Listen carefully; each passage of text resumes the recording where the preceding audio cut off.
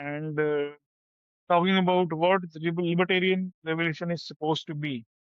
What is the end goal?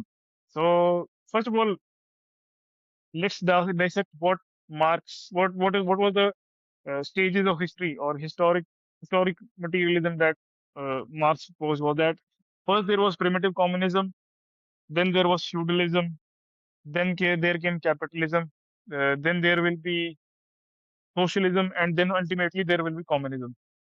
So in primitives communism, every primitive societies, everyone the resources used to be owned collectively.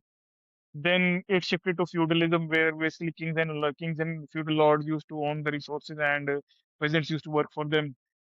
Then the society transitioned to capitalism, where owners of the means of production widened, and still there was a whole huge working class.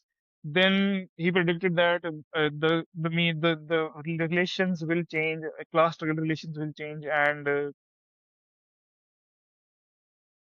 capitalism will transition to socialism, where state will be owning the means of production on the behalf of the people, and there will be no private ownership, and everything will be owned by the government. And eventually, that will pave way for the collective. That will pave way for communism, which is the ultimate aim, and there will be collective ownership of all the means of production, and everyone will be basically owning everything. So this and everyone will be free to do anything they want. There won't be any poverty and things like that. That was the dream that they saw, and it had and history. Although Marxists try to say that Marx was right and history has been moving in that direction, I would argue that that is absolutely wrong, and libertarian assessment is correct. But this, but what has not been sufficiently developed in the libertarian thought is that what will be the progress of society to what will be the ultimate libertarian society? The answer that is given is anarcho-capitalism. But there is as much theoretical problem as much there is political problem in understanding the concept of anarcho-capitalism, because